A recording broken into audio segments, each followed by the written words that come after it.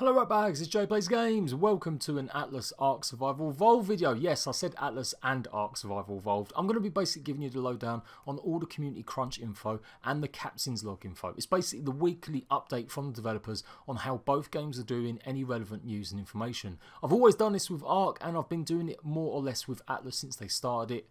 There isn't a hell of a lot of new information about ARK Survival Evolved, so I thought I would just put it into this one too, and I just thought it was interesting to see how the developers are both updating both games now. Atlas does have some juicy stuff. There is some concept art of new items coming soon, as you can see from the guillotine, and there is news about a Q&A or at least live development stream coming this Friday. I'll go through any recent or the major points from any patch notes, and just wrap up everything to do with ARK and Atlas in one video, mainly because I'm moving house, so I'm a bit restricted for time. Now, because I've covered this pretty extensively with the Structures Plus and the Kibble rework stuff, I'm not going to go through all of this one more time. It is pretty much just reminders.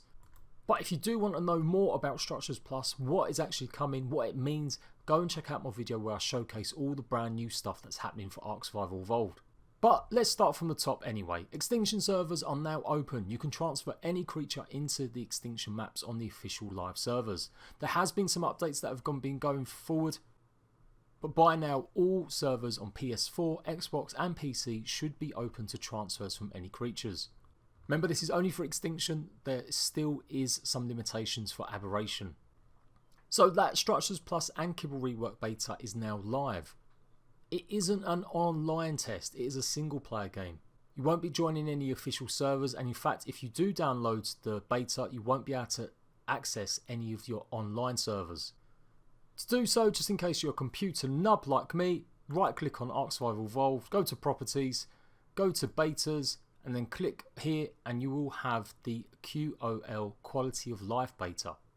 Click on that and it will start downloading. It does look like it's pretty much downloading a big chunk of the game again, so it may take some time.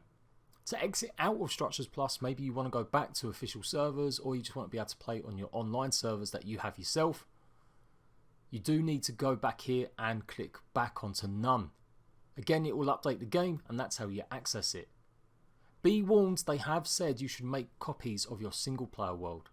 Don't go onto the Quality of Life beta until you've made some copies, just in case it corrupts any data. And that is it. Once you're in there, it will have all the Structures Plus implementations. There may be some new features that weren't listed in the videos I've been showing you in the last couple of weeks. There are 2 forums or links where you can give feedback on Structures Plus and the Kibble rework. I'll put both of them links in the description below. Remember now that Kibble is basically sort of sorted out a bit easier onto sort of small, medium, large, exceptional, so you won't need to keep hundreds of dinosaurs that you don't necessarily need. I know a few people were upset about that, but it really brings the servers down. Having so many dinosaurs in massive bases creates so much lag. Hopefully this will start reducing it alongside what they did with the cryopods. There is a competition. If you fancy yourself a builder, you can go ahead and change and show some of the stuff from Structures Plus and send it to them, and you may be included in a trailer for it when it comes out. Now the beta for Structures Plus does look like it's going to be open for a while. So Xbox and PS4 fans expecting Structures Plus to arrive anytime soon, I would definitely put that to rest. I really don't expect to see it hitting consoles until at least the very end of January. I expect not to see it until at the earliest, the end of February. Maybe not even till the end of March.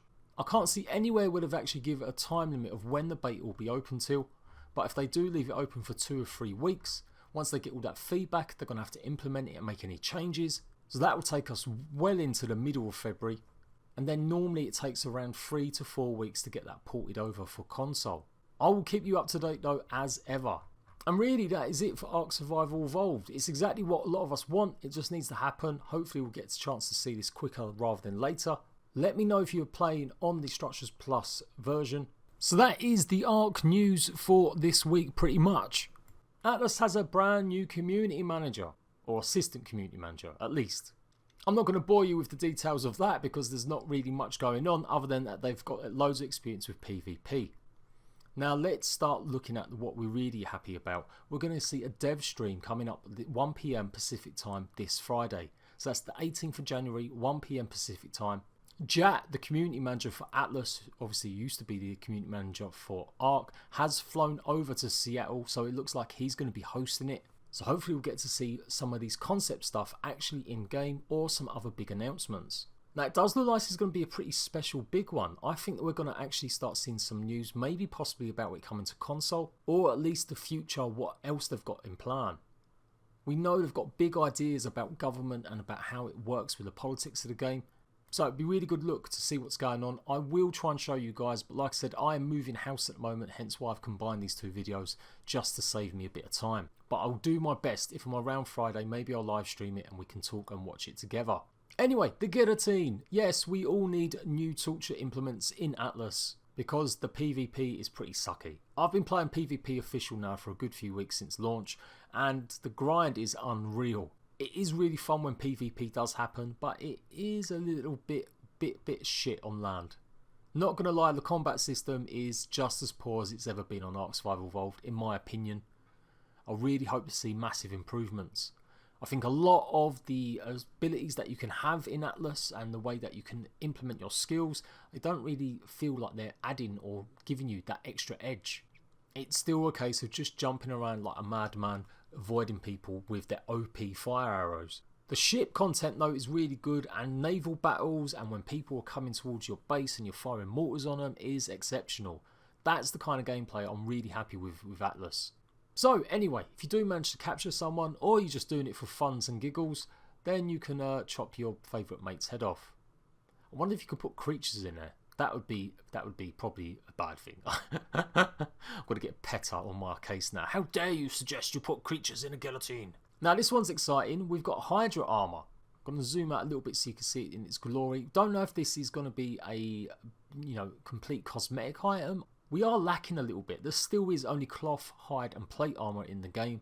I suppose the fur armor does count as another one, but maybe this will be it. I'd like to see him go down that route, having lots and lots of different style armors that you can make up yourself from different materials, which they do seem to have a lot of for other things. You already need various different types of metals and different types of wood sometimes when you're making certain blueprints that are high quality. So it'd be really cool that if you did make some sort of high quality armor, it would actually look different. Maybe it's just for defeating a Hydra, maybe it's going to be like the tech tier stuff. I really think I would prefer it if you could just craft this stuff whenever you wanted. But who knows, we'll see how it goes. Obviously we might find out on Friday, but it does look pretty badass. Peg leg! If a shark's ever coming towards you, whip that bad boy off and smash it round its snout.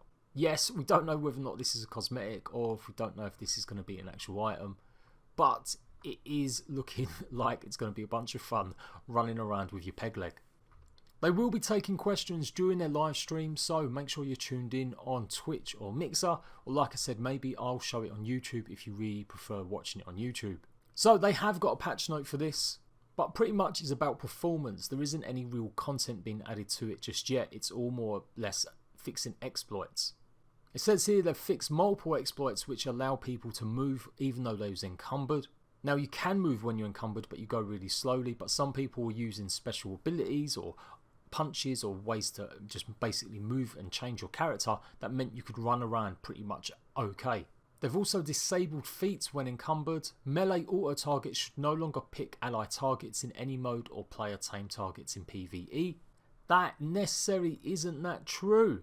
I was playing PvP last night, so unless this has come out since then, I was definitely locking on to other players that were in other alliances. Disallowed Freeport NPC recruiting if 20 or more level 1 NPC crews for that company on the server. So that's a pretty big change. I guess it means you can't flood your whole barrel, your whole towers of cannons with just bunches of level 1 NPCs anymore. It was a really quick, easy, cheap way to go and get some. You maybe will have to go after the ghost ships, or sorry, the damned ships more. Fixed an exploit which allowed cannons on cargo carts to shoot through walls, and fixed additional infrastructure for anti-cheat and hack detection. They did add Battle Eye this week, so if you have been having problems with it, it might be worth reinstalling the game. I know sometimes with Battle Eye it can cause some issues. They've put a code in to kill inactive bodies in freeports and lawless regions, so if you've been logged off for more than 10 days, you will find your body gone when you log back in. That seems a bit long still, but hey ho. And that's pretty much it. There were some other changes last week, but I'm pretty sure you've caught up to date with what that was. But taxing resources do affect crops now. And Tax Bank will stack similar items to accrue resource box. And I guess lastly, the big two from the big update that came just before version 11 was 20,000 gold coins are the purchase price for a dragon now instead of 60. And there's also a 25% buff to explosives against stone structures. So that is pretty much it.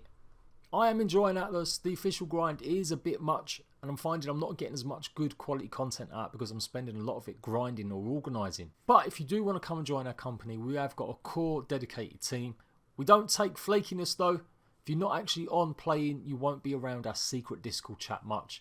So if you want to play some PvP, come and join us on official EU. Hopefully by the time next week rolls in and we've got more community updates for both games, I'll be able to do them separately and give you loads of information in more detail. I'll be settled in my brand new home in a brand new office.